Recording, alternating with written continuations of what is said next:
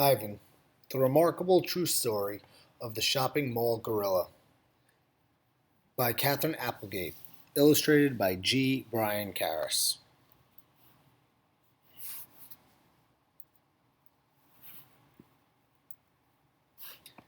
In leafy calm, in gentle arms, a gorilla's life began. The baby was born in a tropical forest in Central Africa. He was part of a large family of western lowland gorillas. The troop included babies, juveniles, females, and a male leader, the silverback. The more the baby gorilla grew, the more he played. The more he played, the more he learned. He rode on his mother's back. He listened to the hoots and grunts and chest beats of his father. He watched the older gorillas, clever and quick, as they wrestled and chased and swung from vines. He did not learn about humans until it was too late. Poachers with loud guns and cruel hands stole the little gorilla and another baby.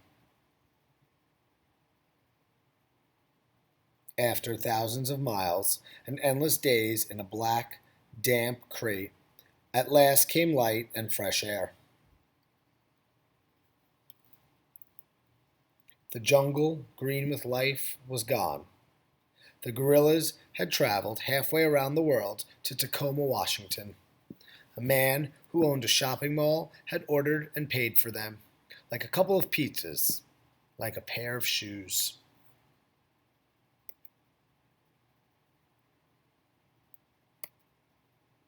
People cooed and laughed and held the babies. They dressed them in human clothes and fed them human food. The shopping mall owner ran a Name the Babies contest. The winning names were Burma and Ivan.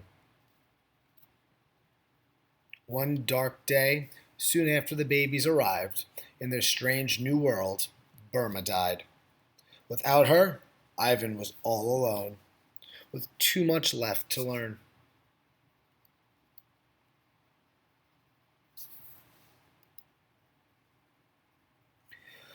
While he was little, Ivan was cute and cuddly. For 3 years he lived in a home, like a human child. He slept in a bed and went to baseball games. He held babies and rode on a motorcycle. He had to learn many things gorillas in the wild don't ever need to know. The one thing Ivan didn't need to learn was how to eat. The more he ate, the more he grew. The more he grew, the less he could live in a human life in a human house. The cage in the mall became Ivan's new home. There wasn't much to do. Sometimes Ivan watched TV. Sometimes he played with an old tire. Sometimes he finger painted, signing the papers with his thumbprint. Mostly, he watched the humans watching him.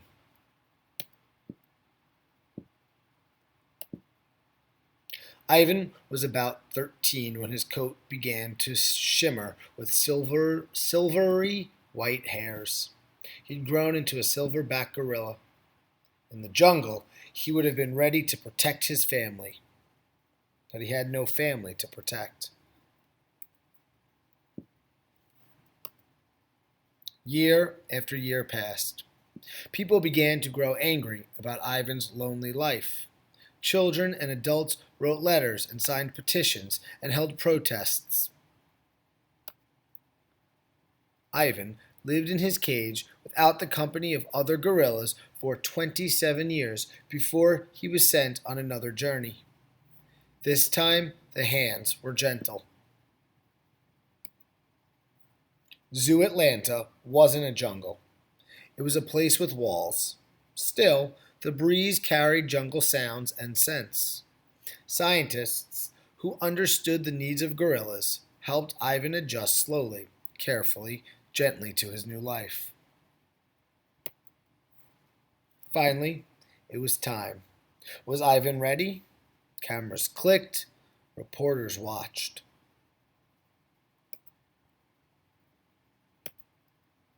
When Ivan stepped onto the cool green grass, the sunlight gleaming on his silver hair, people cheered and laughed and wept with joy. Ivan, the shopping mall gorilla, was in a place with trees and grass and other gorillas at last.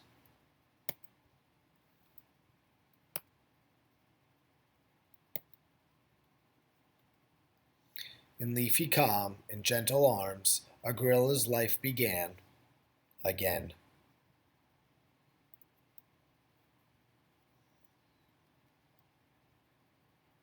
The facts about Ivan's early life are not well recorded, but as far as we know, Ivan was born in 1962 in what is now the Democratic Republic of the Congo. He was about 6 months old when he was caught by poachers, traders who illegally capture and often kill wild animals. It's unclear what happened to Ivan's family, but he was seized with another gorilla, a young female, most likely the infant of a different mother from Ivan's troop. The two babies were shipped to the B&I Circus store in Tacoma, a shopping center that frequently displayed wild animals, including an elephant, a seal, and chimpanzees to attract customers. To advertise their latest acquisition, the B&I sponsored a contest to come up with the best names for the babies. The names had to begin with a B and an I. The winner received $500. The little female gorilla, Burma, died shortly after her arrival in the United States, but Ivan survived. For the next 3 years, he lived in the home of a family who ran a pet store at the B&I. While there, Ivan had a very human existence. He particularly liked fried chicken dinners and swinging from lamps and curtains. When he grew too big to handle, around age 5, Ivan was placed in an enclosure at the B&I and spent much of his time in a small 14 by 14 foot steel and cement room. He quickly became a popular attraction and was known as the shopping mall gorilla. There was little for Ivan to do with his days, although he seemed to enjoy finger painting and often watched television. Many children grew up visiting Ivan regularly. They would stare into his eyes and press their hands to Ivan's window, waiting for him to pound on the glass as he dashed by. During the 27 years Ivan lived in his cage, people became more aware of the needs of captive wild animals. The idea that animals needed habitats that mimic their natural environment, as well as daily stimulation and the company of others of their own kind, represented a new approach to care. In 1990, when Ivan's story was featured in the National Geographic documentary The Urban Gorilla, his plight became widely known. Several newspapers covered his story, and in fact, I first learned about Ivan in 1993 when I came across an article in the New York Times entitled, "Gorilla Sulks in a Mall as His Future is Debated." As frustration with Ivan's situation grew, many local residents, children, and adults boycotted the B&I to protest Ivan's isolated existence. Ivan's supporters held Free the Gorilla rallies. They wrote angry letters to local, state, and national officials, and they made sure that Ivan's story received news coverage. One 11-year-old fifth-grade girl even gathered more than 1,500 signatures on a Free Ivan petition. In 1994, with the help of Seattle's Woodland Park Zoo, Ivan was moved to Zoo Atlanta, a premier facility that houses the nation's largest population of gorillas in a 1.5-acre natural habitat. Ivan was allowed to slowly acclimate to his new life. At first, he was afraid of the other gorillas, but gradually he became more comfortable with them. He never had children, but he enjoyed playing with the juvenile gorillas and with the females at the zoo. His dislike of wet weather was well known, and he often carried a burlap coffee bag with him to protect his feet from damp grass. To those who knew him, he seemed to be content at last.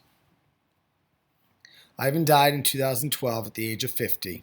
The oldest gorilla now living in captivity is 52, and gorillas in the wild typically live only into their 30s.